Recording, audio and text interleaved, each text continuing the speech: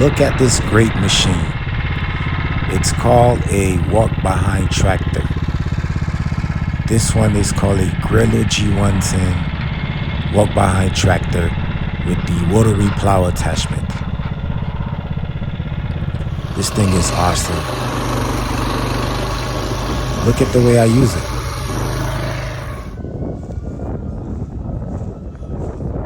I'm gonna use it to plow this 10,000 square footage to plant food for my goats.